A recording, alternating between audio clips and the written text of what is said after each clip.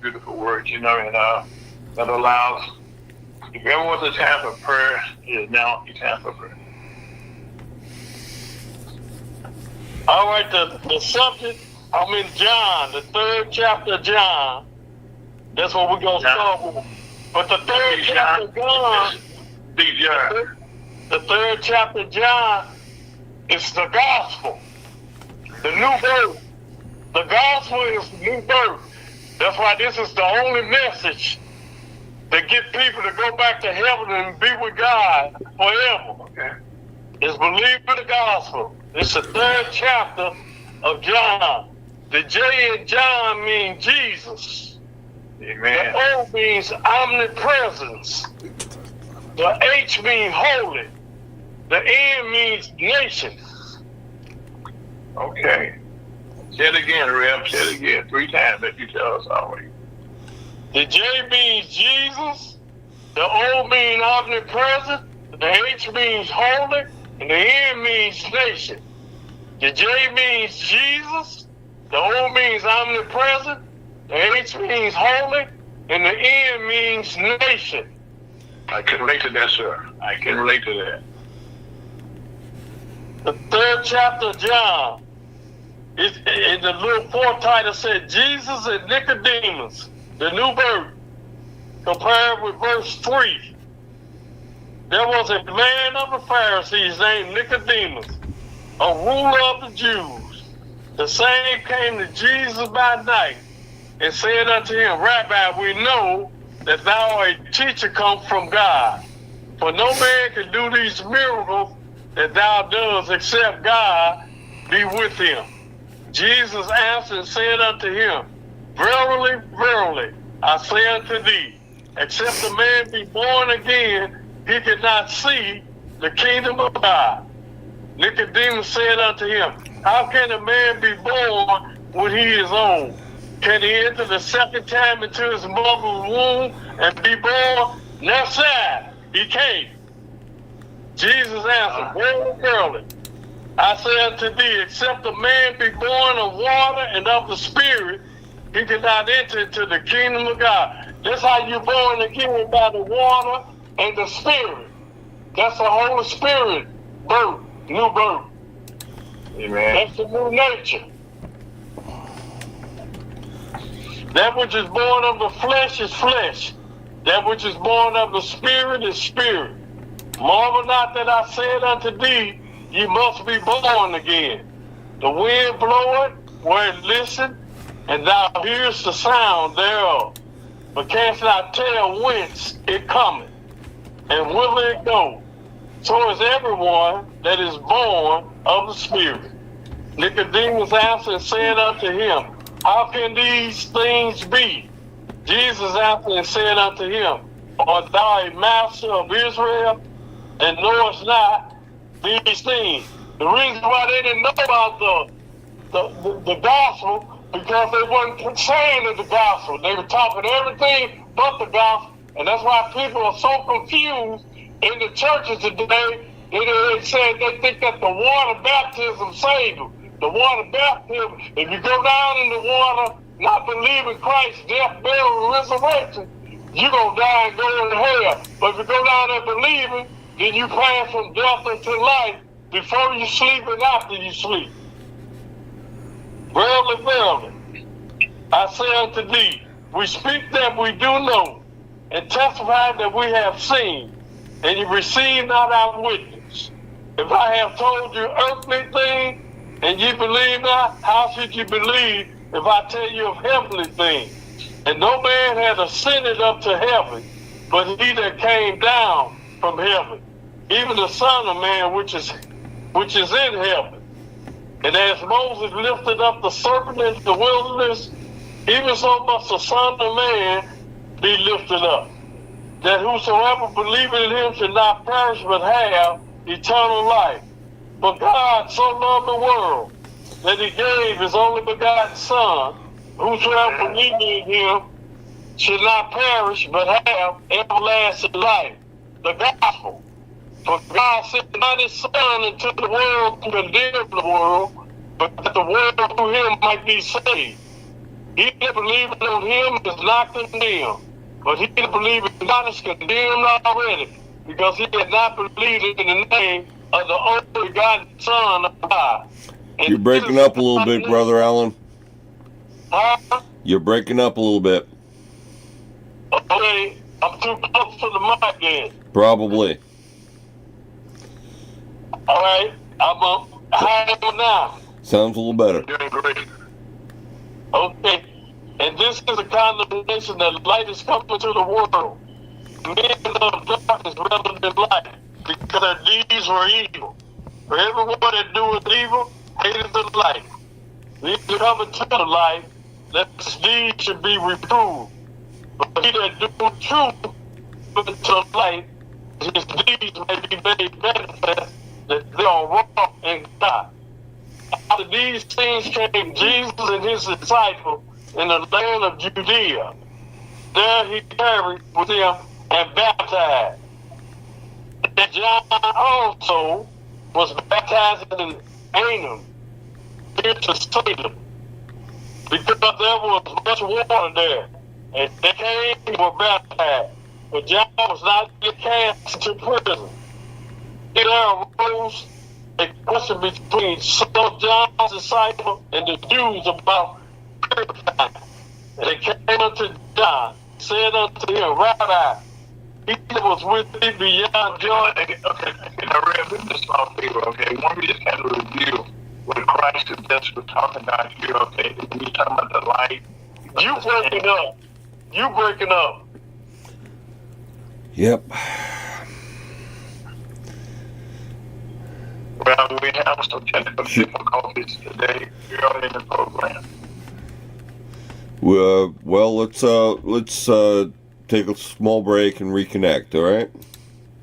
That'll work. All right. Ladies and gentlemen, we'll be right back. Thank you so much, and welcome to Ferguson, USA Hot Talk Radio, talking with the Missouri Black Chamber of Commerce.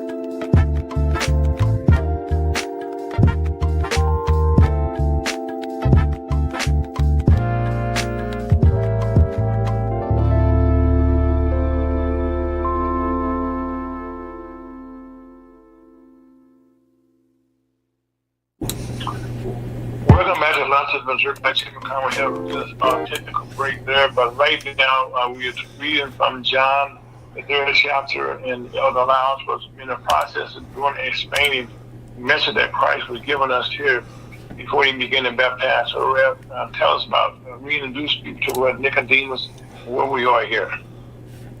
We in verse 25. Okay, we just left from verse. I'll read 24 again. But John was not yet cast into prison. Then there arose a question between some of John's disciples and the Jews about purifying. Okay, Rev, before we get into John and his disciples, okay, tell us clear up a little bit here about Nicodemus, okay, what Christ was telling him here, which was an important point here about how we can be born again. We don't want to leave people hanging on that. That's very important that people understand what that actually means about how you being saved. Oh, you want to go all the way back up to the top? And not just review it in general. It gives an overview of what you just said, what's being said there.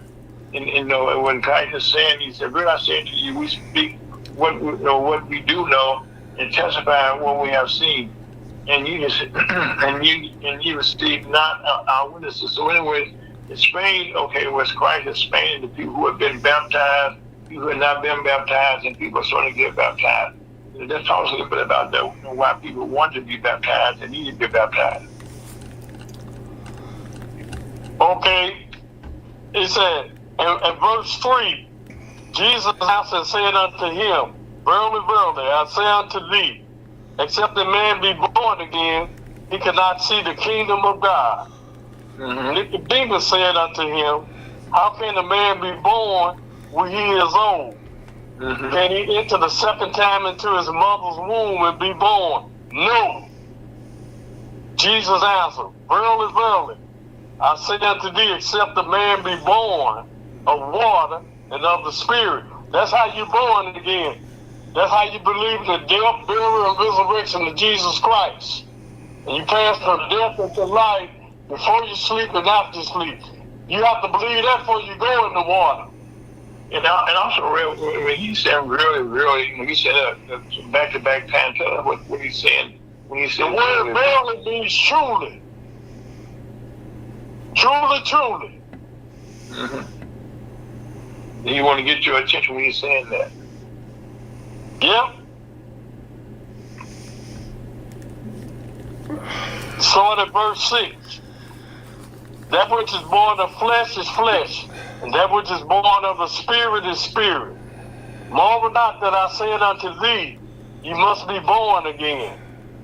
The wind bloweth where it listeth, and thou hearest the sound thereof, but cannot tell whence it cometh, and whither it goeth. So is everyone that is born of the Spirit. Nicodemus answered and said unto him, How can these things be? Jesus answered and said unto him, Art thou a master of Israel, and knowest not these things? Verily, verily, I say unto thee, we speak that we do know, and testify that we have seen, and ye receive not our witness. One other thing, let's go back to Nicodemus. Tell me, what does a Pharisee, since he described as a Pharisee, exactly what is a Pharisee? A Pharisee ain't nothing but a lawyer. Okay. The scribes and the lawyers, those were those Jews, those wicked Jews that had Jesus crucified. Mm-hmm. That's who they were. Okay, because in the Bible here, Pharisees, and people saying, well, what is a Pharisee? Okay, so he knew the law, but he didn't understand. He didn't understand what God was saying. Now, the reason they didn't understand what God is saying because they was in unbelief. Mm-hmm. See, when you're in unbelief, you can't please God, but you might please yourself with your personal opinion. Mm-hmm. So right now, we have a lot of people, who listen to what Nicodemus was saying and what the Pharisees, the lawyer, was saying. There's a big difference in what actually takes place, and that when Nicodemus couldn't visualize, how can this take place? Because it's not on paper this way. And God, Christ was saying, this is a new thing and a new day, and that He came here to make a change in life and change our lives forever. But we had to understand what He was doing, and nobody wanted to listen to Him. The reason why Nicodemus was a master of Israel, but Nicodemus cannot talk what he don't know. Right.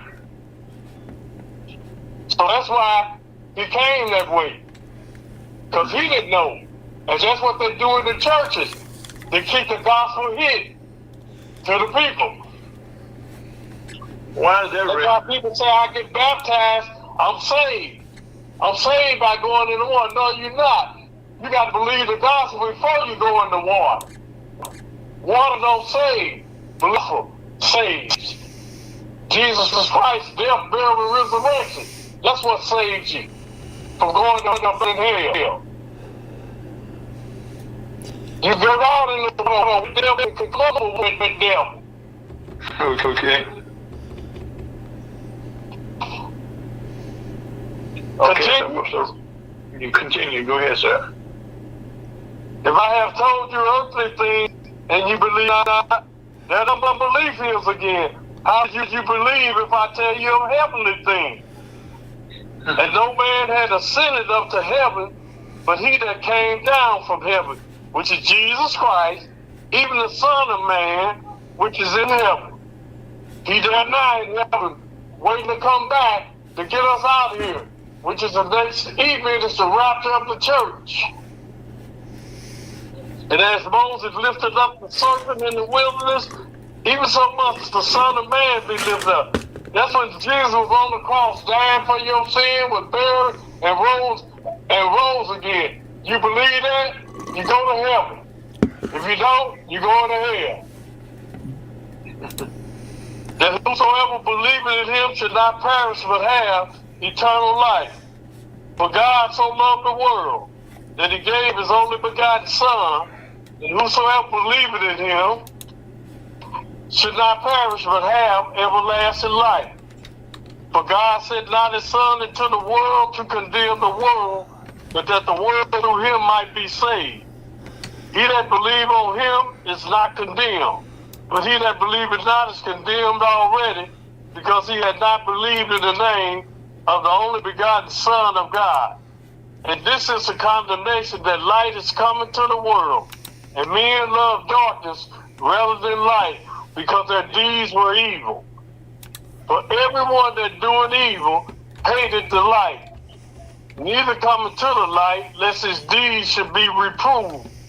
But he that doeth truth cometh to the light, that his deeds may be made manifest, that they are wrought in God. After So these right things, So right now, let's just stop it there and just kind of deal with this for another minute, okay? That you understand. Even today, okay, we are somewhat confused because there's no light. You're not explaining to us exactly what's going on. when he said there ain't no light, that there ain't no light is talking about you in unbelief. Yes, sir. Okay.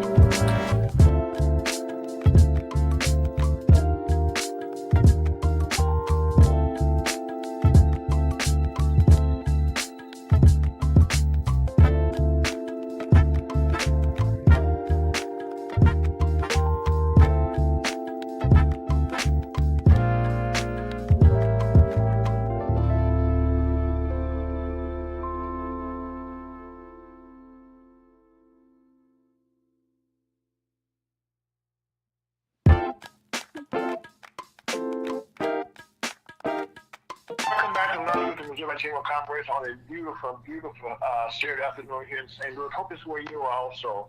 And also, we're joined by one of our co-hosts here, Miss Deneen Busby. How you doing, Bud? I'm sorry, Busby. How you doing? You're fine. I'm doing well. How are you today? Life is good. I just call her Busby. That's my baby. That's But fine. how you doing? How was your week, girl? It was good. I can't complain. I wouldn't complain anyway.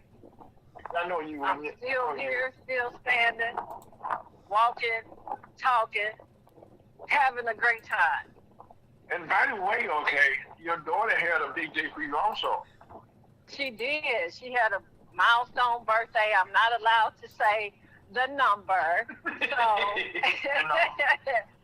but it was a good day, you know. Okay. I always say her birthday is my birthday is her birthday. So, yeah.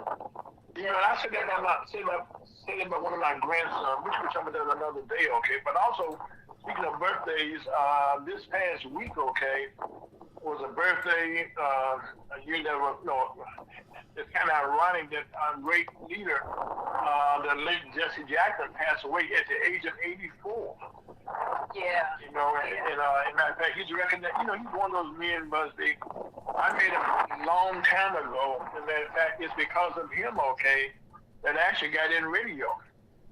So back in those days, I was into the labor movement with the teachers and what have you. And the president, Mr. Jackson, and Reverend Jackson came over to be our guest speaker of the World Park. And KBNY came down to do a live broadcast there. And Reverend Jackson was asked to come down next week to be the guest speaker on one of these programs, right? And he said, no, I'm going home. I got to go back to Chicago, right? He said, well, no, I'll go down there, you know. And so I said, no, I'll go out. So I went. So I went down to the radio station. And at that time, I was deep in the labor movement at that time. I did a sea change, a big jump. I got into radio busting. And from there, I eventually became the youngest black general manager in the whole country from when Reverend Jackson did for me. So I thank him very much. That's why we all got stories, okay, that we can tell why he changed our lives in so many ways, just by being in his presence. Do you have any Jesse Jackson moments?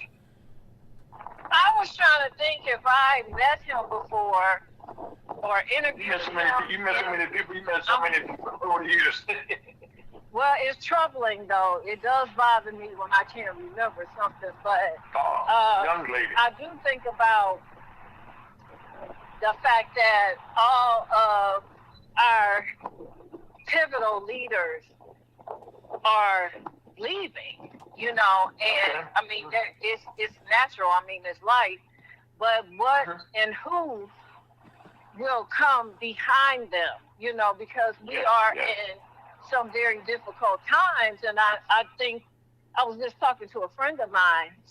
I think about all the, you know, leaders that I've met and the impact that they made, and just like Jackson, you know, Maya Angelou, I interviewed her before. So, I mean, they left so much for us. But at the same time, it's incumbent upon us to carry that. She's from St. Louis, by the way, you know. Who, Maya Angelou? Was she from St. Louis? I think she was, right? Correct me if I'm wrong. I believe she was. I don't know. Yeah, she's from St. Louis. Yeah, she's from St. Louis. Okay. I got my story right there with Brother Scott. Come on. Yeah. Mm-hmm. So yeah, I was really sad to see.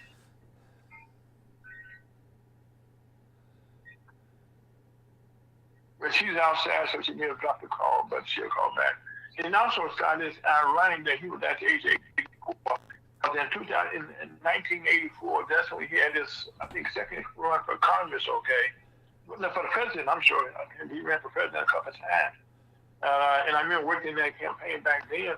But he has been so many things to our country. He was one of the few leaders, okay, that could go to those African countries and get our people, when they were held hostages over in Libya, places like that, where Jesse Jackson went over there as our ambassador and brought our hostages home. But I was telling people, how Jesse, Reverend Jackson was able to go places because of his color, okay, but also because the way he talked to people. He didn't talk down to nobody, okay. I don't care who you are or who big you are, how small you were. He just treated you like everyday people. I mean, and that's the thing I think that's not the most okay about him. Now, when he opened his mouth, okay, we all knew who Jesse Jackson was. I mean, because if you go down to the museum down in Memphis, a lot of people have gone to down there where Dr. King was killed at. The late Dr. King was killed at down there, and Reverend Jackson was there with him. In matter of fact, it really could have hit him. Who knows what the story would have been, okay? But he's been in so many places, okay? And like the thing he said, I am somebody. There came in a time that we all were going through changes in our communities around the country here. He said, I'm black and I'm proud. You know what I'm saying? And the people said, yes, I am, okay? So he said so many things, okay, that made our people feel proud about themselves. And I said, and one thing about Reverend Jackson, he wasn't all about himself all the time. You know what I'm saying? I remember when he had a boycott against Anheuser-Busch years ago. Okay, you know, and he brought a lot of changes with Anheuser-Busch at that time. You know what I'm saying? And so it wasn't about him always. It was about who my people need to have respect at the table. At the table. I mean, you can make a change that you're at the table, okay? That's you know, right. Because you've been at the table for a lot of stuff, okay? That somebody can go back to, but just what I heard through the grapevine, girl, you did? But you wasn't at the table. I was been at the table. And it's because of Jesse Jackson, okay?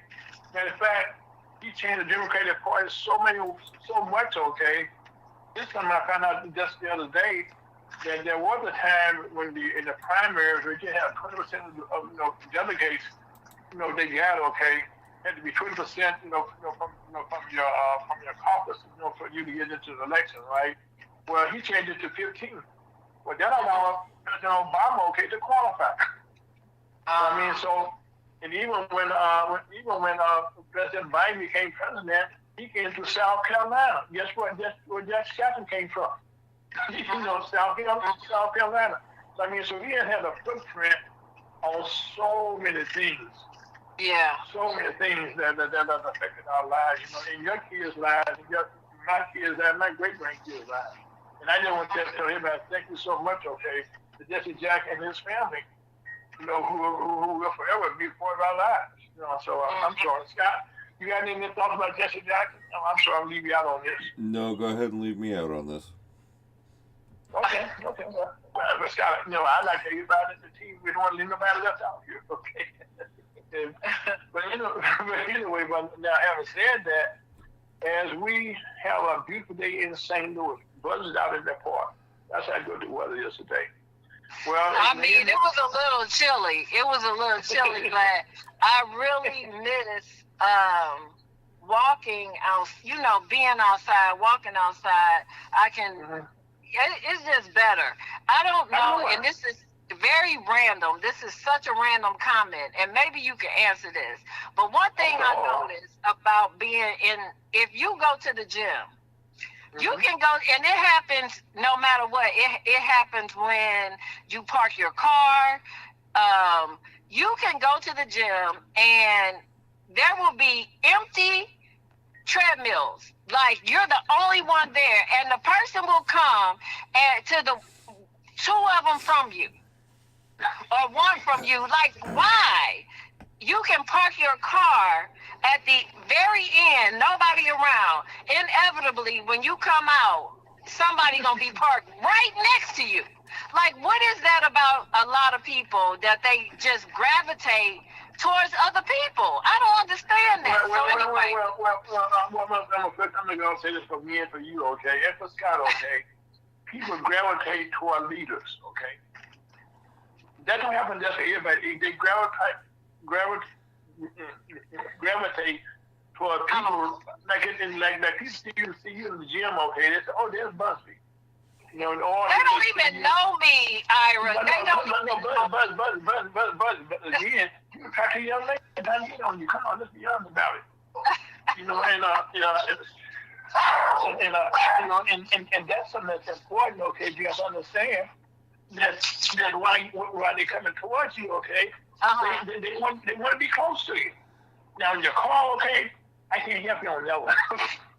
Well, when you park your car, have you ever noticed that though? If you park your car far away from everybody else, when you come back, it'll be a car right next to you, and it'll just be y'all two right there. And that's weird to me. It's so weird to me. I don't know what that is. My daughter was just saying the same thing, but back to what you said, that was the only reason why I went, because I actually went to skate lessons this morning. I was under the weather yesterday. I wasn't feeling so good, so I've been missing out on my everyday exercise, and I was sweating when I came out, so I thought it was much nicer outside. But I made it through. So thankfully, thanks to God, I made it through. But that's why the wind was blowing there first, and that's why Yes, that's why I kind of try to put you on mute so you didn't hear all that wind. Right But now. it's still nice. Like a true professional. Okay? That's right. I'm a professional. I know it, buddy. I know it, girl. But anyway, as we near the end of another one, please be aware while you're out in the battle, okay? Because the measles right now are definitely haven't gone away. In fact, we had a person here in St. Louis that flew in, and they traced that person all the way to where they came, to where he landed, okay? Because measles outbreaks are taking place on college campuses all around the country. It just took place down in Florida, okay? University, and this will be Florida. Ava Maria University has the latest university to be affected. Now, on these campuses, these kids got to go home, okay? So that's why this is so important, okay? And so right now, people who say, well, I don't want to get the measles vaccination, well, guess what? We grew up getting vaccinated. We grew up having those take place. So when your baby got born, she got vaccinated. I get vaccinated, okay? But guess what? That means that the measles is not something that we worry about. But now all of a sudden, guess what? We're going in the wrong direction, okay? So please get your kids vaccinated. The doctor didn't ask you if you want to be vaccinated. They vaccinated you. There was a shot that your kids all got when they went to school. Vaccination for measles is one of those things. So we ask you, please get those vaccinations for you, not just for your kids, but for your family, for you. Is that you go home to some of your older people who are at home. They don't need to catch no measles. You know what I'm saying?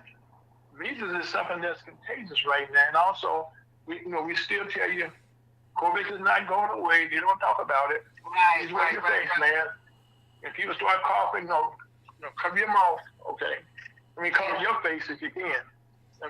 Step back a little bit, but please, we all learn this. You talk to your kids, talk to my kids, my great-grandkids. Wash your hands.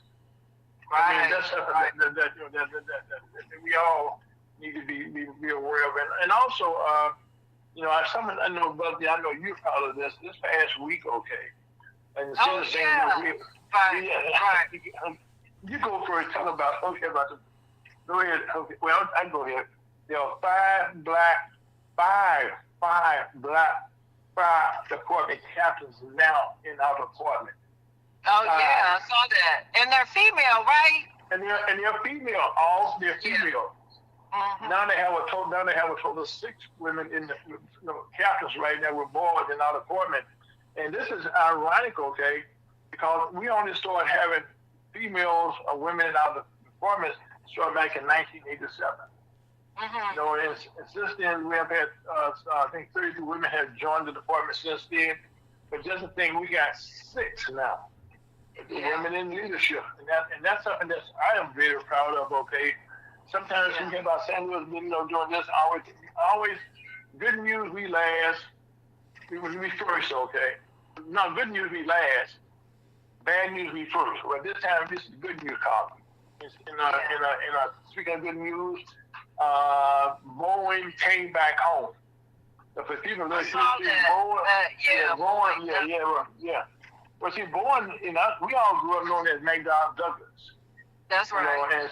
And so Boeing was bought out by McDonnell Douglas. Right. Yeah. And then they moved them to D.C. Well, now they're back here in St. Louis where they should be now. Now, there's a smart caveat to this. If you recall, Buzz, we just had a big union fight here with the teachers unions. And so now that they just decided we settled, okay. And now, as you can see, all these wars going on around the world, they all have Boeing fighter jets out there fighting now. Yeah. And all those countries around the world are buying our old jets. Mm-hmm. And they all refer to our old jets. And so right now, and I always had a funny feeling about this. I'm about you and Scott on this one. That's how Boeing was here, okay. How could they make St. Louis a target, okay? If they does a war or something, they may want to come to St. Louis. Yeah. Then go out someplace else, But right now, Boeing is back home here in St. Louis, okay? And that's a good thing for John for a long time, you know, because they got the next fighter jet that's coming out of St. Louis, you know. And then we're so happy to have that, bit about history here, you know.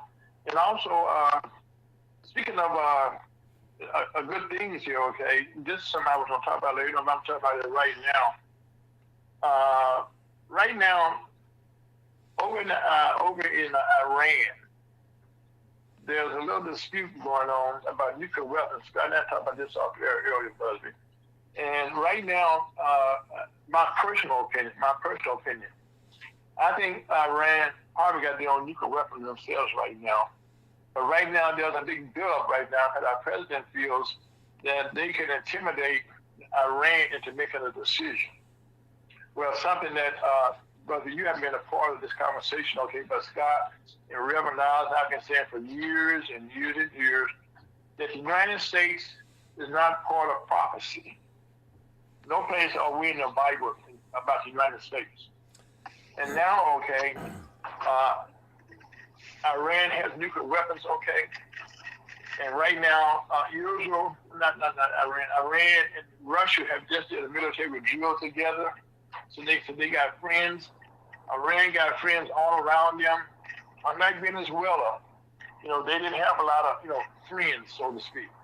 So I hope that President Trump, you know, give a second or third thought, okay, before he tried to go and, you know, and beat up, you know, drop a bomb over there, because it would not be a pretty thing.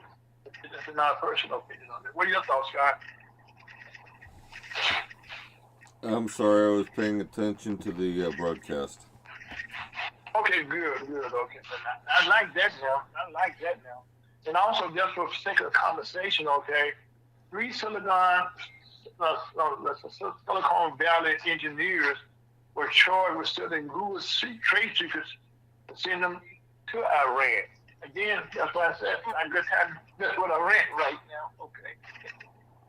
But also one of the things, I personally myself, okay, I don't know about a lot of people right now. I was only embarrassed yesterday, you know, but encouraged yesterday with the Supreme Court. Yesterday ruling 6-3, saying that the tariffs, which is legally should come from Congress. There are congressional duties right now, and just for the you know, for people not aware, if you watch the way the government going in the last year, there's only one branch of government for the most part, but there are 3. One is the congressional, which is the Congress, which is the Senate, and the House of Representatives. Well, the House of Representatives have been missing in action, you know, for the last year, because Mike Johnson, the Speaker, okay, has given all his rights over to the President on an executive order, and so that means that now the President is doing things that the Congress should be doing. And right now, one of those things is when it comes down to the situation with us doing with the what you talk about now with these tariffs. The tariffs, anything that's the spending bill comes out of the House of Representatives. That's where all spending bills come from. And when they come out of the House of Representatives, okay, that's how they're starting, then they go to the Senate. And so right now, what happened yesterday was the Supreme Court said the president has no control and should not be doing any tariffs right now. Now, and so they just stood up, and I was embarrassed, okay, how the president talked so bad about the Supreme Court. You know what I'm saying? Yeah. Talk bad about the Supreme Court. I mean, and you know, no branch of government should ever tear down the other branch of government like that. I mean, that's just I mean, that sounds rational. I mean, but are you talking about a situation nowadays that is rational? If that makes sense. Like, say it again so people understand. Say it again. So what I'm saying is you're acting as if we're in usual times. I don't think we are in usual times. So to think of something rationally at this time seems irrational. Yes. Yes. You know, but excuse me, okay. But then, as a matter of fact, yesterday, the way he talked about, he sounded like a baby that had lost, that somebody had smacked upside the head. You know what I'm saying? But on the tariffs, okay, that has created so many problems for our entire country. Like right now, gross national product, okay. The economy is slowly going in the wrong direction. You know what I'm saying? Inflation is higher than they had been anticipated. But that's not what they would have you to know. That's not what they would even saying. They would say that it is the best that it's ever been. Well, see, it's delusion. Everyone is delusional. What they say, right? It's delusion, okay. If you believe what they say now, having said that, okay, this has affected all of our food prices. Because see, our country depends on so many things for import and export, like in China. What can you find in anybody's house? You got something made in China. I mean, I don't care. Some of your clothes that's made in China. I mean, and so that's so now, not only that, okay. The tariffs affect the foods that we buy. The vegetables that we buy, the tomatoes that all those the bananas and things that you go to the grocery store that was normal prices. You go to the store, those prices. They ain't the same no more. Ridiculous. They're ridiculous. Okay. Now that is not just, but it's gonna get worse now. Yeah. Because now this is creating so much confusion or chaos now about what they do with all the money that they just raised. I didn't get none of the money. Okay, all this tariffs raised right now. For all these countries, that paid all this money in. That money had got to go. It's here in some place. We should not be shared with us because all the corporations are complaining. They're the ones that filed a lawsuit that was able to raise this tariffs, to go with the tariffs and what have you. You know what I mean? And so right now, we got to figure out who's going to get that money. As a matter of fact, a little known thing is that one country, like, I think Vietnam, for instance, they had like a 34 high tariff that he had put on them, okay? Now, you say that's high, right? Well, guess what? In the meantime, his sons went over there and they gave them a whole lot of land, moved some people out, okay? And then guess what? After he got one, he worked for his family, okay? He dropped the tariffs on them. Now, is that right? No, that's what I said. There's a lot that's been going on behind the scenes, okay? That's all coming out. And not only that, our tourism business for the last year is down over 6%. Because a lot of foreign countries right now bring their kids to our country, for Disney World like that. They said, I don't want to go to that country no more. They watch what's happening up in Minnesota, Minneapolis there. That goes all the way around the world. And they said, no. And now what that does, all that tourism business, all those T-shirts they got made up for this year in Disneyland and in all those places, the bars and the casinos and all those places, the hotels and stuff, they're hurting right now. And that's why our growth is, the growth is down now. Like the growth national product is badly missing the estimated rate after coming in at just 1.25. They had expected 2.5.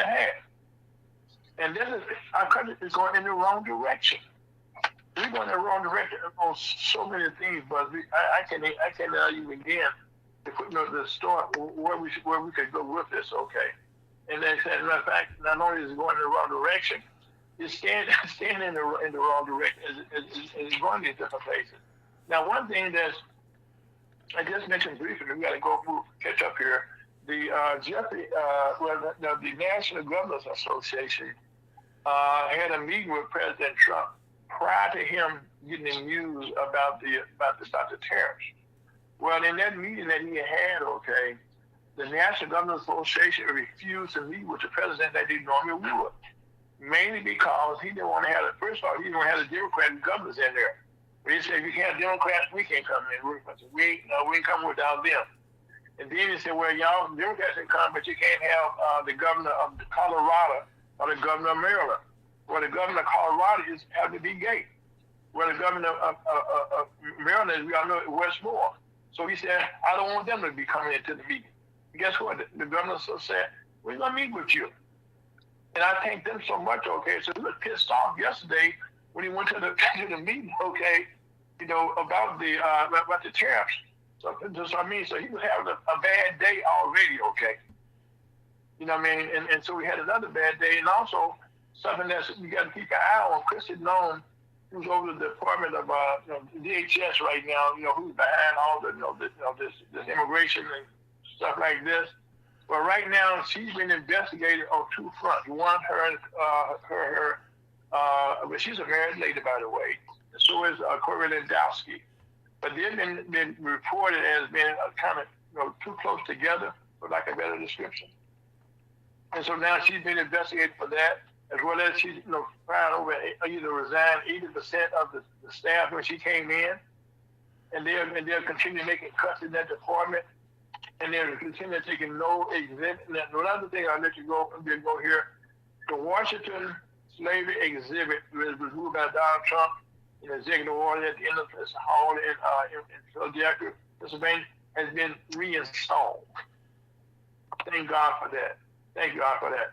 And also, one last thing here. This is Black History Month. Y'all know about this. The most soul food restaurants are located in the Midwest and in the South. In fact, Indiana and Illinois in the Midwest has the most soul food restaurants. And in the South, Georgia, Louisiana, and Mississippi are the top two ones in there. And also, we are praying for the Guthrie family. Nobody want to lose a family member under no circumstances. So right now, we also said that in St. Louis, crime, carjacking, murders in the county city continues to increase. And so we said, thank you. If we can bring those numbers down some more. This is Ferguson, USHotTalkRadio.com. My name is Alfred. This is Dean Busby. FergusonHotTalkRadio.com. That's what you got to check it out. We'll be right back. So I'll take it out of here.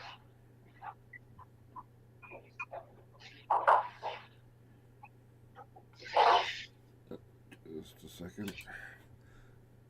We're out.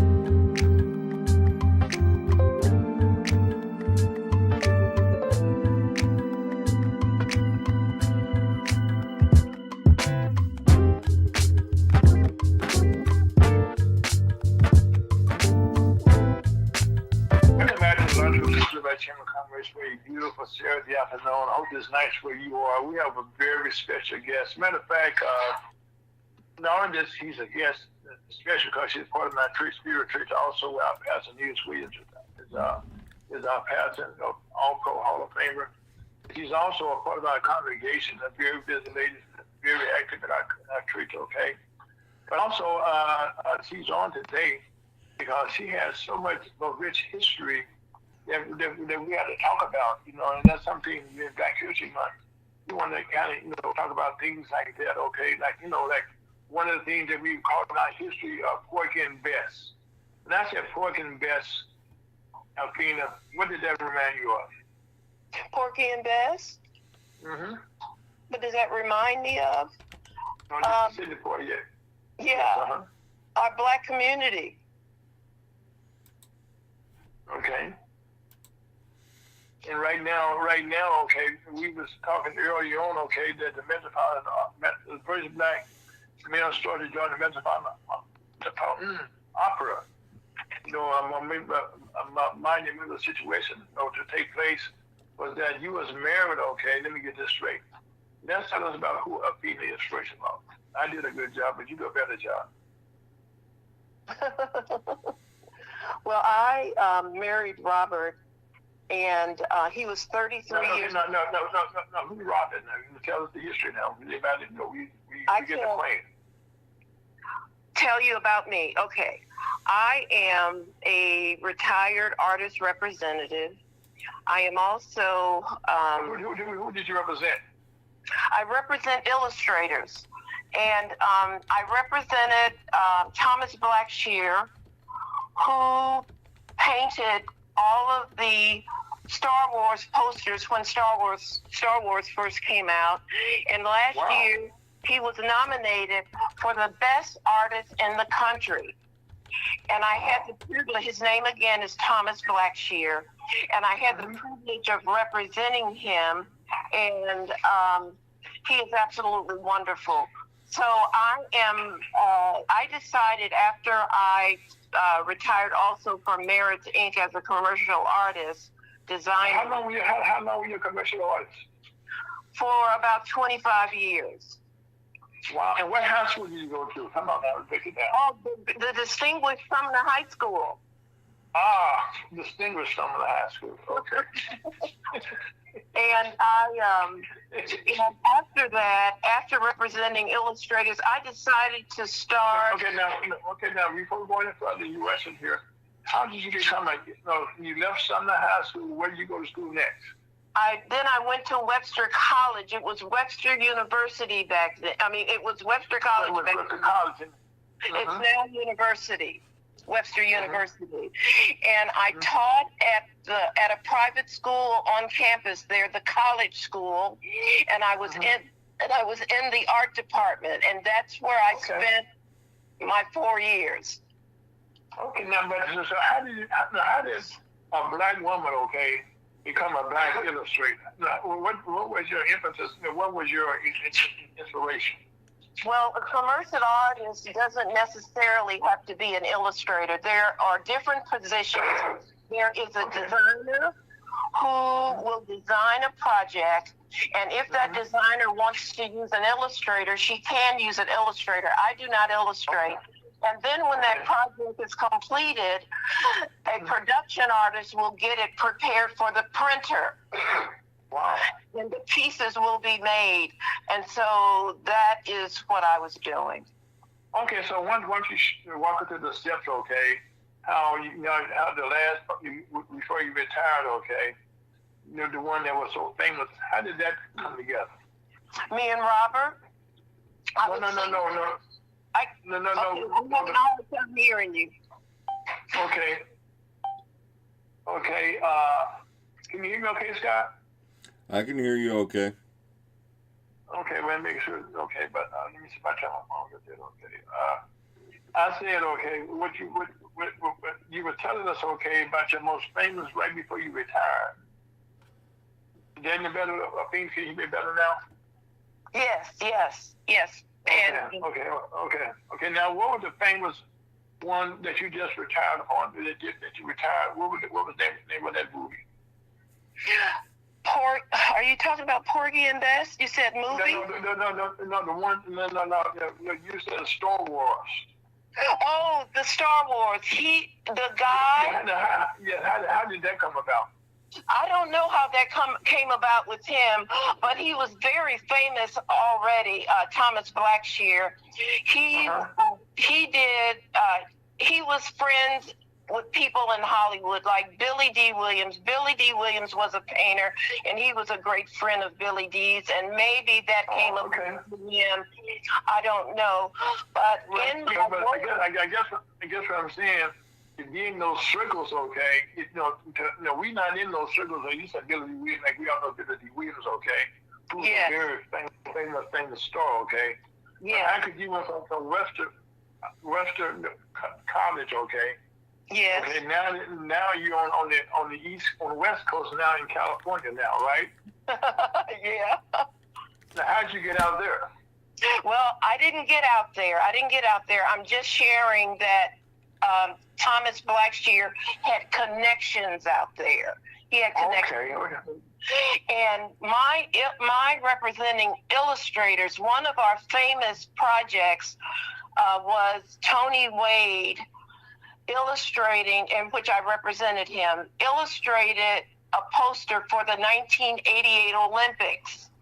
And Tony was a magnificent illustrator, and I just had the privilege of having him as one of my clients to represent. Okay. Now, how did you become? Now, you were like an agent, right? You said. Yes. Now, how did you get in that position? Okay, that's not too many black females or black men, period, that I'm aware of. Okay, that they said they've been agents for somebody in that business for 25 years. Okay. There weren't too many people that looked like me doing that, and I had a dear friend who was working for an advertising agency that was a representative, and I knew these black artists who were perfect in their illustrations, and I just wanted to, I had a mind to represent them, because back then black artists weren't used as much as white artists, or I'll say illustrators. And we can call them artists. We can do that. Yeah, and they didn't work as much as the white illustrators. So I wanted to represent them, and I'll give you an example. Okay. I pitched Tony Wade's artwork to the American Girl Doll Company. I don't know if you know of that company. And they wanted, for the first time in their company, to do a black doll.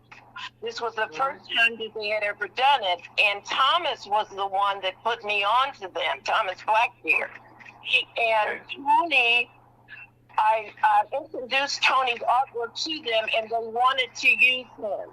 So they did, and I pitched that, because they asked me, well, Athena, how much do you want him to make for this job? And I said, well, it isn't often that black artists get projects like these, and I would like to present $85,500 for him to get paid for this, because it's probably far and few and between where he would be able to get another job. So we will take the $85,500 and we will ask for no less. And I went out, Tony was in another room, and I went out and I spoke to Tony. I said, Tony, how much do you want for this job? He said, well, I don't know, Athena. I said, well, I pitched $85,500. He said, you pitched that? I said, yes, I did, because I think you're worth it. So I went back and we got the job. Okay. So right now, so really, that's what I'm saying, okay. For you to be in that position, okay, am I right, Busby? I heard you say, okay, you know what I mean? You had to have some clout, okay? You just didn't fall out, because right now, first of all, okay, you have a very famous name, okay, McFerrin, okay? So before we get to get married, your maiden name is Bush. Tell us about your Bush name, please. Yes, I'm Athena Bush, and I'm the daughter of Jimmy and Lola Bush, who are now deceased. And I'm also the cousin of Corey Bush, our former congresswoman, who is running again for that seat. And she will be having on the 24th of February a rally in Jefferson City. So if anybody wants to go and support her, please come that day. It's going to be wonderful. So I am proud to have Corey as a cousin, and she's done very well, and I love her to death. Well, you want to be proud of your family. I mean, come on, let's be honest, okay? So Yes. now, when did you get married, okay? Now, you can take the history here. Okay, all right. I was not Robert's first wife. I was his second wife. And we married the day after Thanksgiving. And Robert, I was 30. Wait, what year? You know? Oh, God. I can't remember, but anyway, he was 30. Benjamin. Huh? He was 33. Yes, and he was 73. Oh my God. Okay. Oh, you know, that's what everybody said. And let me tell you something. That was a match made in heaven. And I do not need any validation from anybody but the Lord. Oh, no. Perfect marriage. It was absolutely wonderful. We never argued, but if Robert had something that he wanted to say, and if there was a misunderstanding, the only thing he would do is say, "Now, baby, I don't agree with you." And he was so funny and we need to teach that to a whole lot of people nowadays. I'm at a loss on this one. I'm gonna stay quiet on this one. I'm just listening. Okay. Well, brother, see her later, okay? So that's why she gets some advice, okay? You know, our marriage, like I said again, was a match made in heaven. And our ways are not like God's ways. Neither our thoughts are like his thoughts.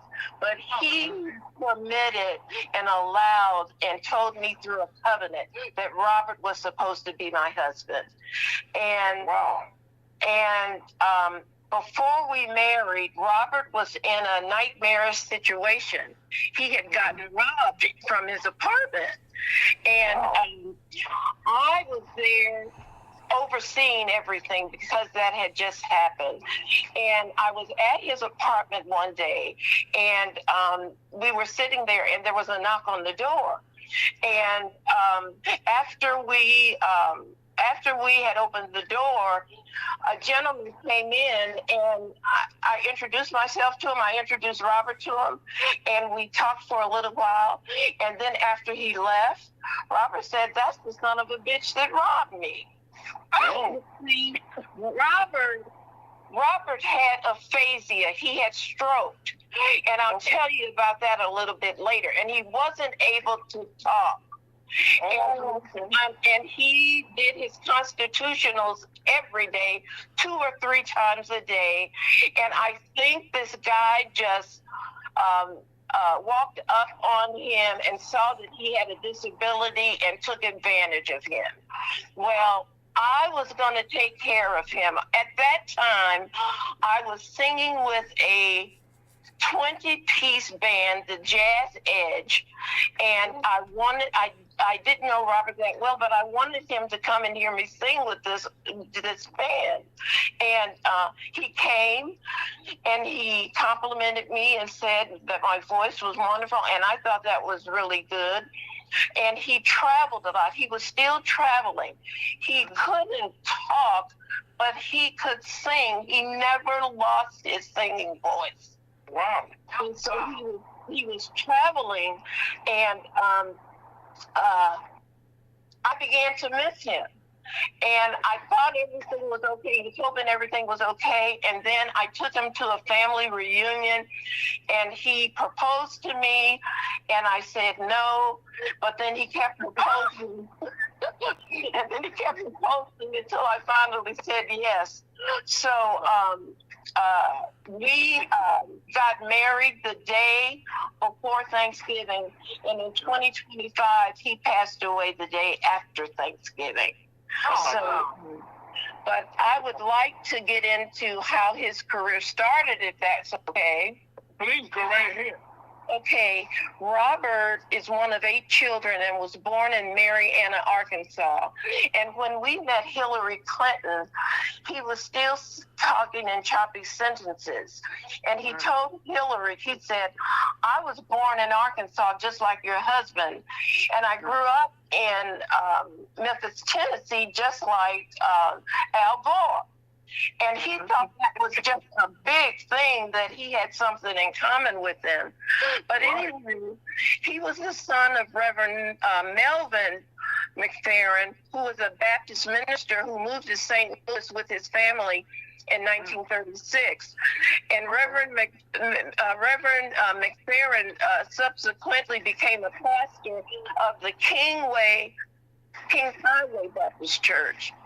And they came to St. Louis on a prompt by an urging aunt from Memphis who had heard the things about education offered at Sumner High School, especially the skills of a music teacher, Wirt Walton, who was the only person who sensed greatness in my husband.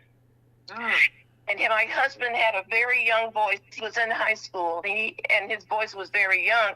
But Wirt Walton saw that there was potential.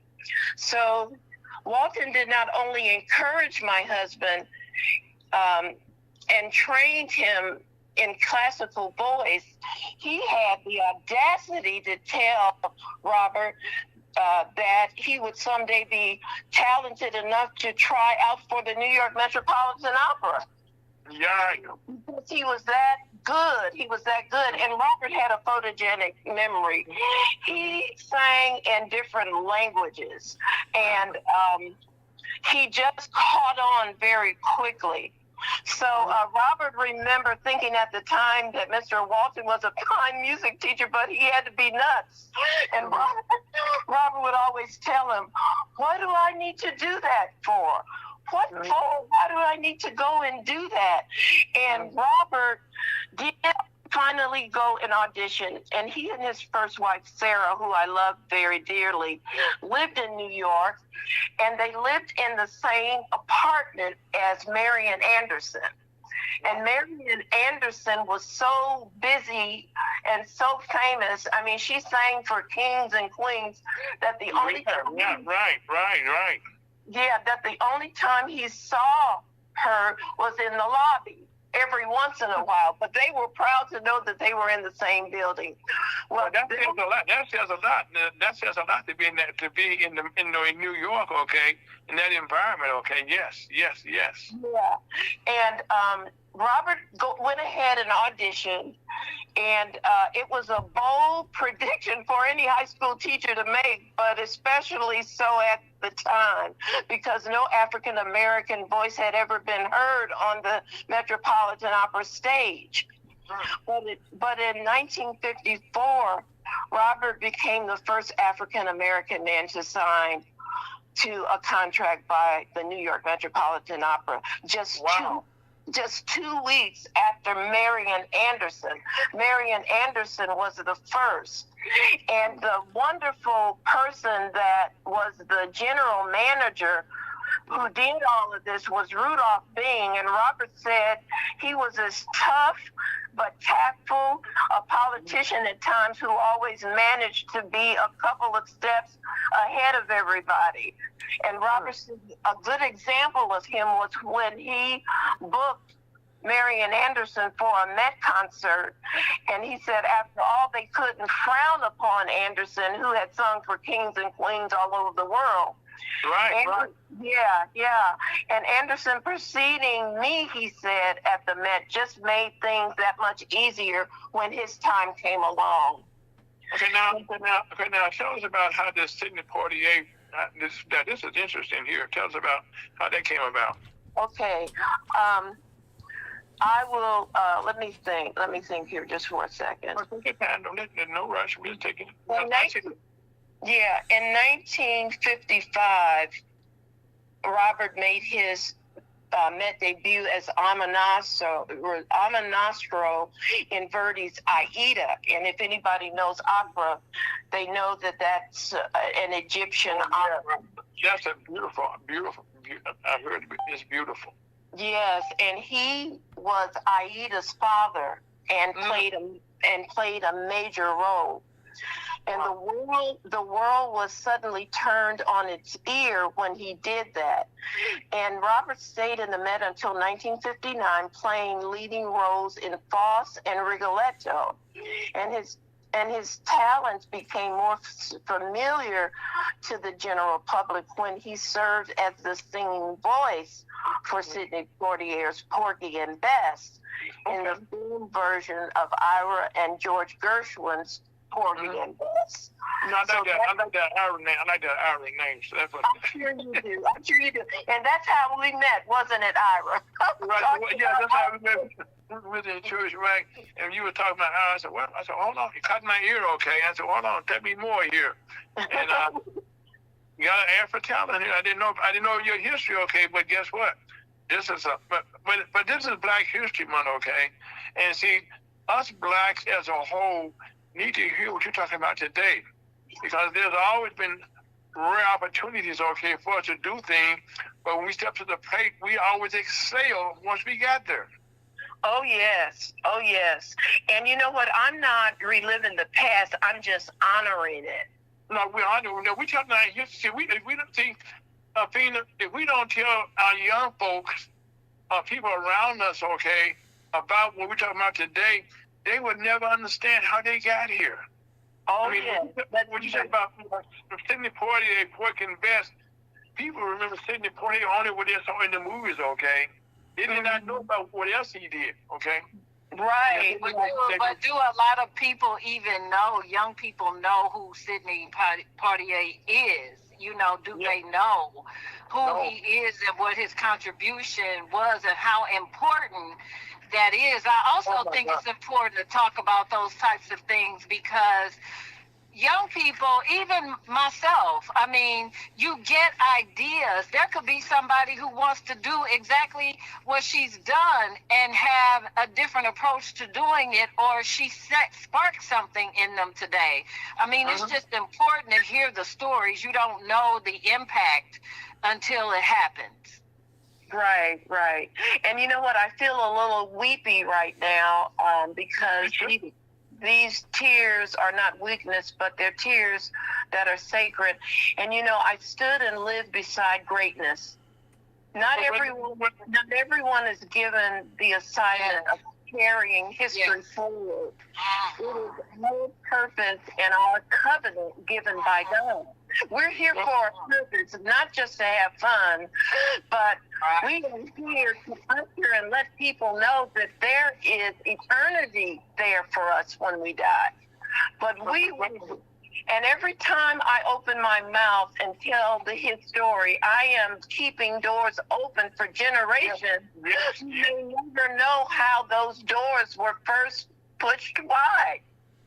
But you know something, one of the things, okay, that I'm amazed about today, it was about you being an illustrated agent, okay? Yes. You did it for a number of years and did it for the Star Wars movies. See, people are not even aware, okay, that a black was involved at that level. Yeah. So there are situations, okay, that there's other things you probably haven't told us about, okay, that you have done, but in 24 years, other than Star Wars, what was one of your other great movies things that you was excited about? Oh, well, the Olympics, as I said, and working for Anheuser-Busch. I did work for them, and I was full-time at Meritz Incorporation. Okay, now we getting there. Okay, now see, the people out of where Meritz, okay, oh my God, that's talking about old money, okay. When it comes to advertisement and stuff, they've been a part of so many great things, okay. You know, and they still part a lot of stuff, okay, that goes on that people and see now our young people not even familiar with who marriage is, what they are, what they did. Yes, yes. Oh, yes. But most illustrations and things like that, motivational speaking. Because right now you're a very distinguished speaker in the way you pronunciate your words. So you didn't just couldn't be around all these talented people, okay, and say, "Hey, Drew, what to do? Blah blah blah blah blah blah blah." You know what I'm saying? You know what I mean? So you are very distinguished in your word and your choice of words. Yes. And how you make your points, okay? And to be an illustrator, and I love art myself, okay? I can't draw. I just learned how to draw a straight line recently, okay? But to be able to be an illustrator with Anheuser-Busch, that says a lot right there. To be an illustrator with marriage, that says a lot there. So so any blacks that's out there right now, they not know that Athena bridged the ground, it made the path, or as a prison show they're standing on right now. Yeah, go ahead. I'm sorry. That you were the person, okay, that was blessed. Now, you use the word blessed, okay. We go no place unless we blessed. Because God has a plan for all of us, even today, for us to have all of us on the line today. This was ordained by God long before I met you, long before I met Busby, okay? Because we all was going to come together and let people in St. Louis know in Black History Month. Here's a black young lady, okay, a black female, okay, a black female at Anheuser-Busch in their art department, in their art department.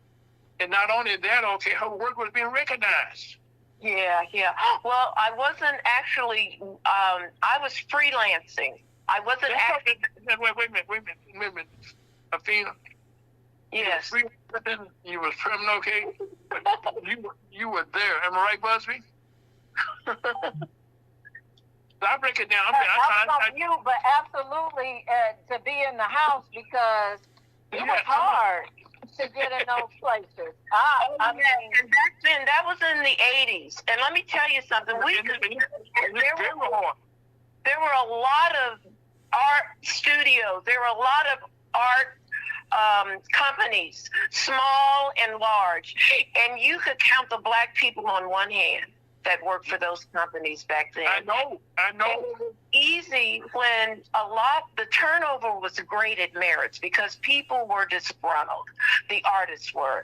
And it was easy for them to say, well, I went to Merritt's, and then they get hired at these other places that are treating artists much better. But as a black person, not being disgruntled at Merritt's, I went and did the same thing, but the doors didn't open for me, and I had to stay put. And I stayed put for 7 years, and I said, God, there's got to be something better than this. I am not happy anymore. Athena, but you were being paid while you was there, and you was learning while you were there. Yes, and I did my best. I loved my job. I did very well on my job, but I wanted to do something different. And you know what I did? I packed up my bags and went and lived in Japan for 6 months. In Japan? In Japan for 6 months. What part of Japan? All over Japan. I was in the countryside. And I didn't go to the popular places like Tokyo and Kyoto. Too many people. I went there to, as a missionary, to share the gospel. Congratulations. With people. And English is the Japanese second native tongue, and just about everybody speaks English there. And what I did was teach English conversation courses, and at the end of all of those classes, I would share God's love with the Japanese. Wow. Now, how many? Come on, I'm getting ready to just say the right thing and the wrong thing. But here you are in Japan, coming all the way from Southern High School here, Webster College, married her, and you were freelancing, okay? those are jobs people would die to have for today. Am I right, Busby? She had to phone muted again. But it's opportunities to be in those environments, Athena. And then now see, this is what Black history is all about, okay? Mm-hmm. For us to be able to talk about somebody like yourself, which to me means let our young folks know you can do it. If you did it, they can do it. Yes. Oh, yes. Oh, yes. Yeah. And I have had the opportunity to meet all kind of international people. It was wonderful. But if I can just share you something, what Robert had said, he told a reporter one day that he wasn't especially proud to be the first African American, and he didn't want to be called African because he said, I don't know if I'm African, I'm just American. That was his way. Come on, yeah. And so he said that he wasn't particularly proud about being the first Black American to be signed by the Metropolitan Opera, but Rudolph Bing back in 1955 still feels pretty much the same. He said, whenever, and these are his words, he said, whenever someone makes a big thing about my singing that contract with the Met, it suggests that I was the first Black who was good enough. That isn't true now. And it wasn't then. Plenty of Black singers before me were good enough. I just happened to be the first who was given an opportunity because other people were not.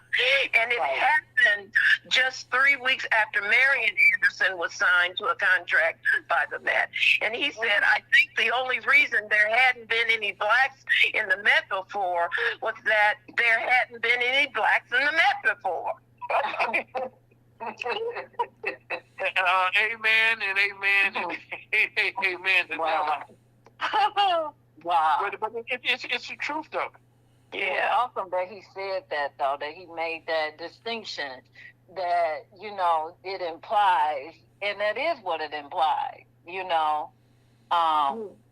unfortunately. Oh, yeah. Oh, yes. Oh, yes. Well, I got to tell you about this stroke Robert had. I met Robert probably about 3 years after he had his stroke. I didn't know him when he had a stroke, but I met him when he had aphasia after the stroke. And among other effects of a stroke, aphasia happens, and it's a disorder characterized by problems in communicating due to difficulties in understanding and formulating reading and writing language. So he sang in he talked in choppy sentences. And because I was very dedicated to my husband, I heard and listened to him every day. And when he would try to express himself, because I heard and listened to him every day, I was able to really decipher what it was he wanted. And it wasn't that bad. That was important. That was an important position. I shouldn't use the word. That was a great thing for him, okay, to have you at that time in his life, okay, when he needed you the most. When he could not communicate, clearly, but that's why who could explain something that's being said, because he knew his heart. Yes, I did. And I was on a mission with him. I had an assignment to take care of him. That was what I was supposed to do. And I loved him dearly. Now, when he stroked, he was in the hospital, and Bobby, his son, had to come to St. Louis. And Bobby was very upset with the doctors because Let me cut you off for a second, okay? Yes. I'm somewhat upset, okay, about some of the high school right now. But I have not heard anything about Mr. McFerrin, okay, being one of the honorees that they've been proud of. For this man have done all that he's done. To not be somebody that they talk about in their Hall of Fame or something. Yes, there is a Hall of Fame in Sumner, and it's all. I know it is. Yes. And Matter of fact, they just inducted our friend Busby, Diane White. We all know her, you know. Diane was a character, and we all loved her. Okay. oh, yeah. She was a good friend of my sister Jeanette, because Jeanette worked at Channel 5 as an engineer. See, there we go again. And I know I believe I knew Jeanette. She worked there for a long time as an engineer, didn't she?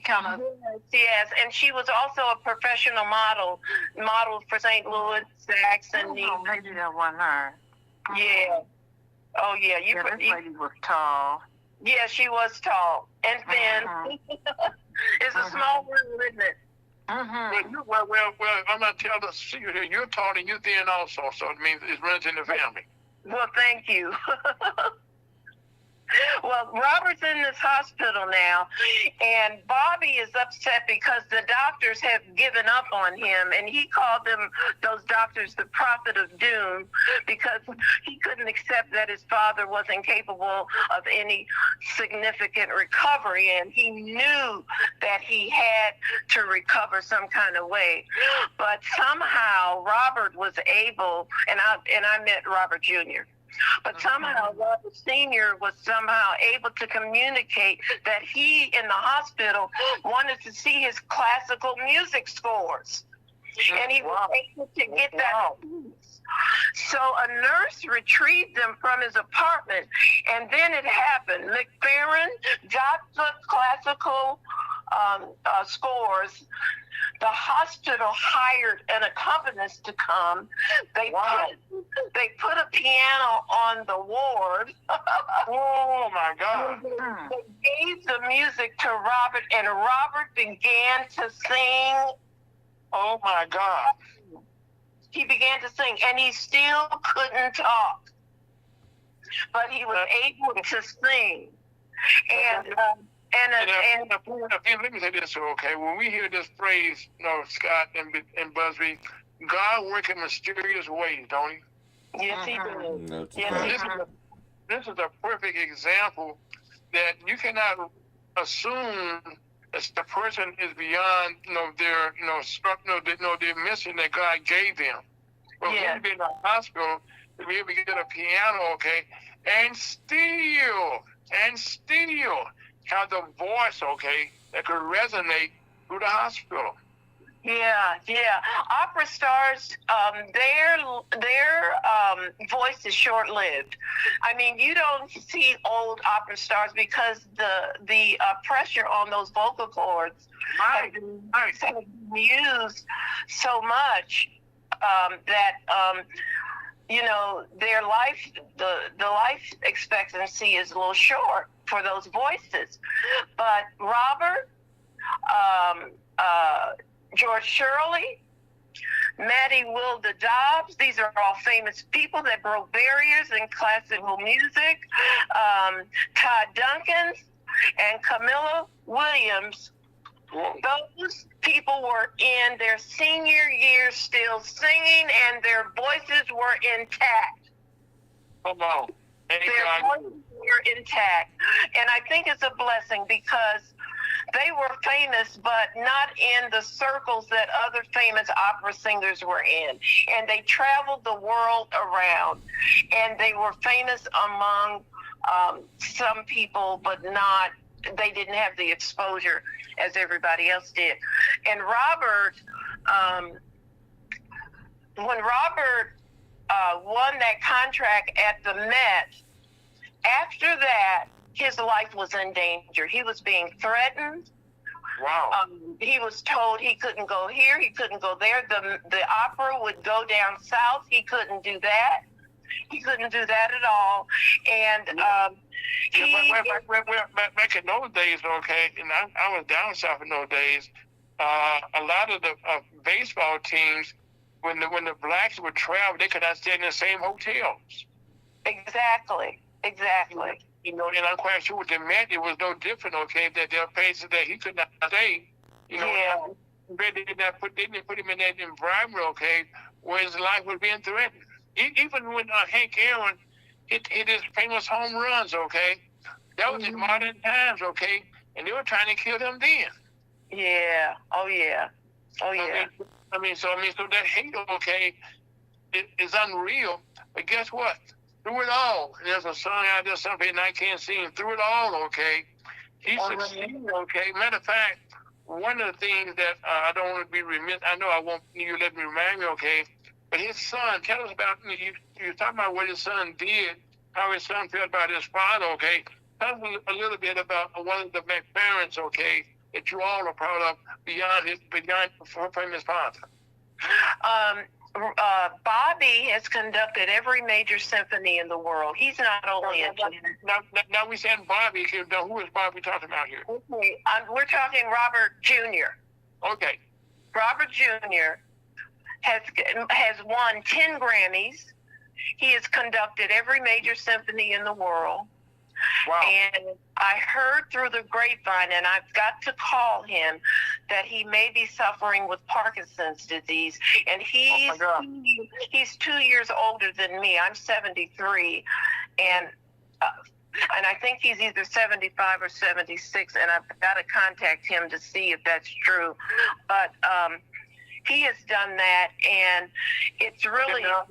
Okay, now, what do we know Bobby McFerrin from? Tell us. Well, you know, he's from the mega hit. He created in about 15 minutes a mega hit, Don't Worry, Be Happy. And people may not remember his name, but they do remember that song. And that song became so worldwide that people were saying all the time, don't worry, be happy, don't worry, be happy, that it became a little ugly. Because every time Robert Jr. would go somewhere, he would get this mass mob of people saying, don't worry, be happy. You're the one that sings, don't worry, be happy. And it kind of put him in a position where he was feeling uncomfortable about it. But it's a song that really blesses people. And again, he wrote that in 15 minutes, and it just became a mega hit. You know, Athena, I got to cut you off again. Back in those days, I was still in the labor movement in those days, okay, with the Teamsters. And we had a paper called it was for the Joint Council newspaper they put out, on a Monday, a 40 basis. And I wrote an article, okay,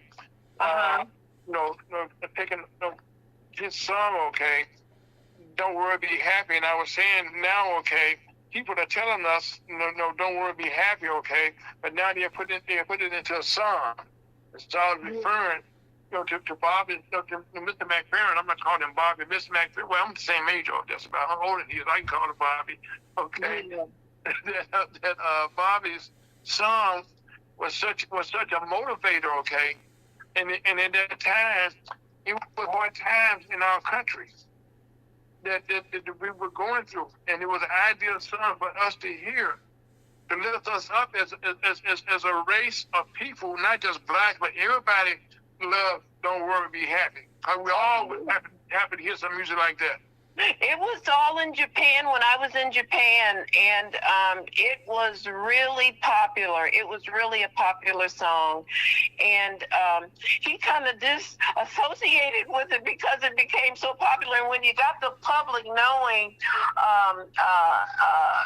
something as popular as that, you get a little, you feel like your privacy has been invaded.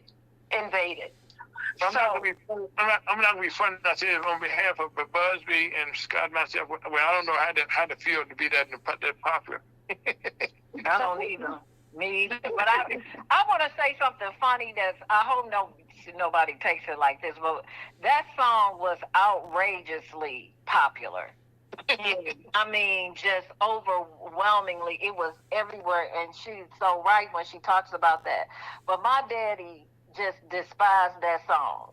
He was like, how can he say, don't worry, be happy? How am I not going to? I was like, it is not really all that, Daddy. I mean, calm down. You just want everybody to be happy.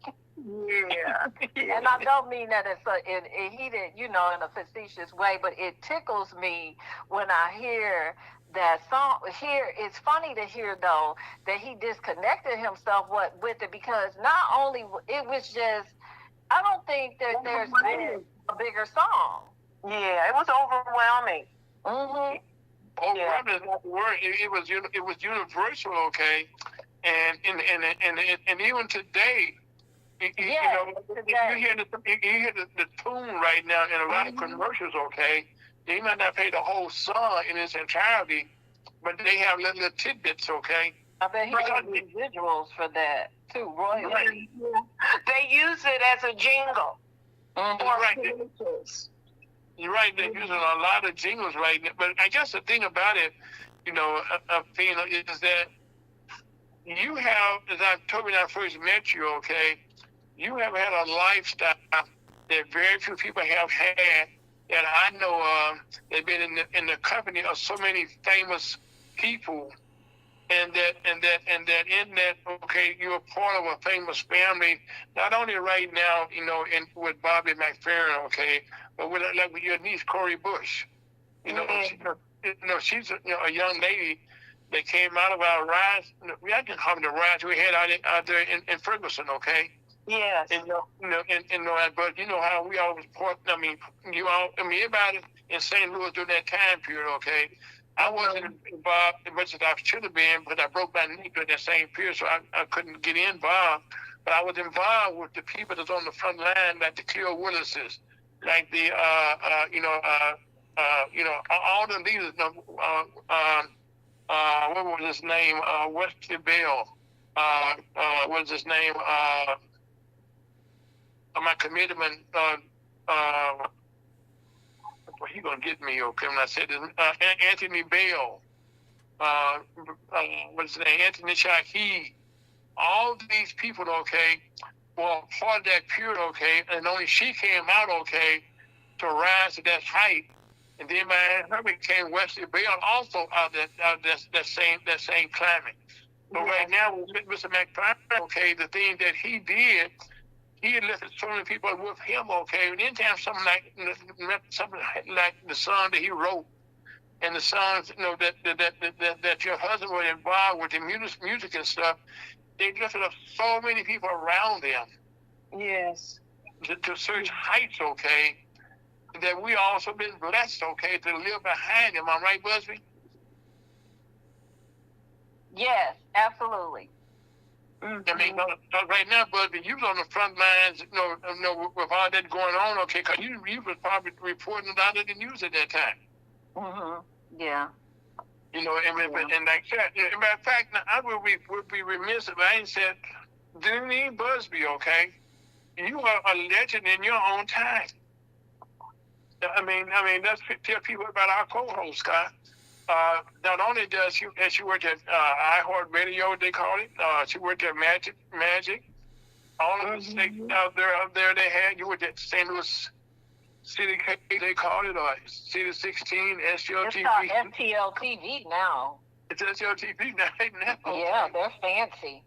Right. Oh, wait, come on now. Okay, well, then also you worked at some of the local TV stations. I think toward the Channel 11 or Channel 2 or whatever. I worked at Channel 11. And, you know, and so, but you've been a part, okay, of all of this here. So you ain't, you know, so you've been around the industry for a long time. Yeah. Now, what do you do right now? What we're talking about that? What are you doing now? You're still busy. Who are you talking about, me? Yes, ma'am, you. Oh, I'm Vice President of Marketing and Communications for Boys and Girls Clubs. Say it again. Vice President of Marketing and Communications for Boys and Girls Clubs of Greater St. Louis. Now, Phil, did you hear that? Okay, here's a black woman, okay. In our midst, okay. Yes, yes. You know, and I don't know too many blacks that can say that they have had their position before, Busby. Well, I think there are a lot of progressive black women who are doing tremendous things and are in these positions. I did want to ask our guest a question, though, not to throw it off of me, but because I love it. But I did want to ask her. I grew up in Union Memorial United Methodist Church, and Grace Bumry On Delmar?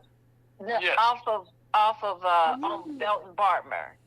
Oh, okay. And Grace Bumry was. Now I don't remember her. I do. At our church.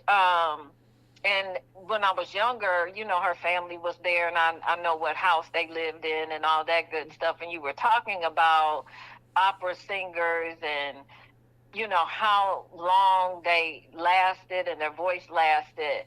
And I just remember her. That's what I connect when I think of a lot of times, classical music.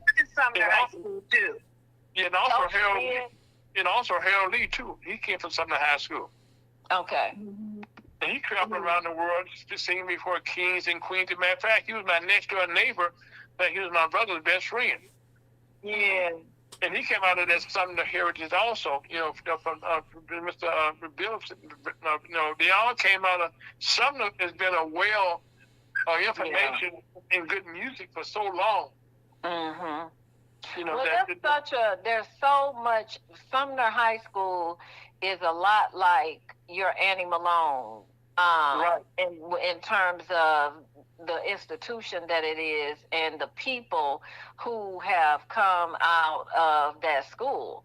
I mean, right. when you look at not only celebrities, but just everyday people who have come out of Sumner High School have made a difference in their respective communities. I mean, my mom went there, and I know my mom was active in her class. And that school really would not be open today if it wasn't for the alumni. All right. Well, see, that's a good thing about it. Okay, the alumni came together when they were talking about closing the school. Mm-hmm. Matter of fact, they would have closed the school, okay, if it had not been for the alumni. Yeah. I mean, the alumni. Ira? We lost them.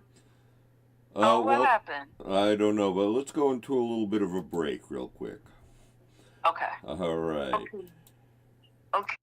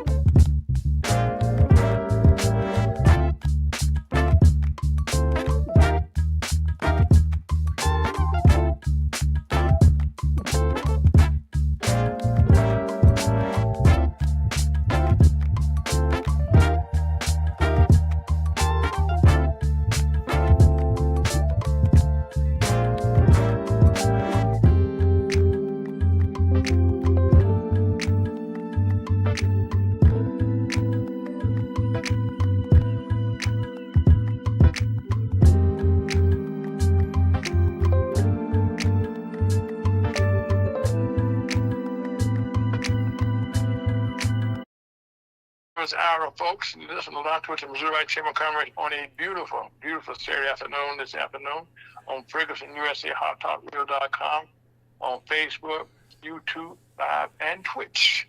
And today we have a very special guest, Miss Athena McFerrin, and we've been doing a walk down memory lane. And also we have my co-host, Miss Deneen Busby.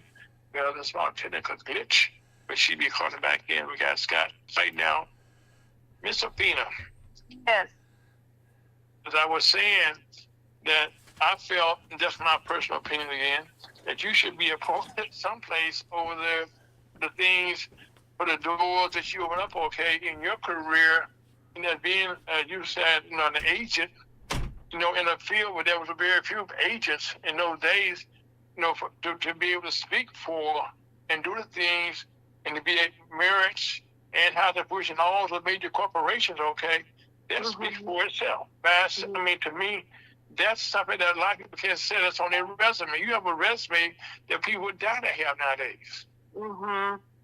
Yes, I was blessed. Yes, and you're blessed, and you're still blessed with good health. Yes. And you're still blessed right now to be, matter of fact, I would be remiss if I didn't say it's okay. Your cousin, Corey Bush, she's blessed now to have you as to be in a campaign with your expertise that you bring to the table. Yes. Oh, yes. So that's why I say, in our midst, we have our blacks, okay, and in this program today, you have enlightened us about something that the Metropolitan offered before that we never been to before, right, Scott? That we hadn't talked about the artists, the people that perform there. We talking about today, like people like Porky and the Best, Sidney Poitier. That is history all by itself. Matter of fact, Sidney Poitier was one of those actors that people probably don't remember him, okay, but he gets to come to dinner, just one of the movies, okay, that he starred in. In fact, he's a matter of fact an Academy Award winner also. Yeah. Go ahead. I'm sorry. I just wanted to share again the one thing that Robert had. Wonderful character. His character was absolutely wonderful. And when he found out that he had strokes, he never got angry. He never got depressed. Wow. He never did a pity party. He just continued his singing. And our household was not a depressing one. It was a fun place to be. We had visitors all the time. Jack and Melody Jenkins were our dear friends. Jack came to the house twice a week to rehearse with Robert. Now, wait a minute. Tell me about Jack Haynes. Tell us about him. Jack Jenkins?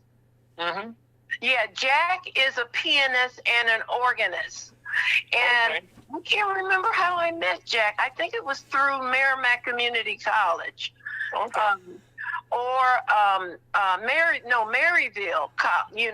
Maryville University. And I asked him because Robert, although he was still concertizing when we were married for 12 years and he kept singing, I wanted him to rehearse during the week.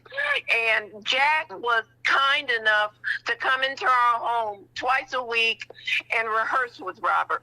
Now, I sensed that the music was a little difficult reading, so I went and blew up his music 30 by 40. Wow. And he continued singing. He saw it better. And he continued. I'm quite sure I could see that. Yeah, because I didn't want him having a problem reading his music. And I didn't know for sure if he was having sight problems. So I went ahead and did that. But his son and Sarah was his first wife, as I mentioned, and she was especially proud of the fact that father and son were able to perform and record together 1 year after the stroke. Wow. And for both of them, Sarah recalls, she said, I'm convinced it gave him an enormous feeling of security to be working with his son. And then Bobby, Matter of fact, that was probably a dream for both of them. Oh, yes, it was. It was.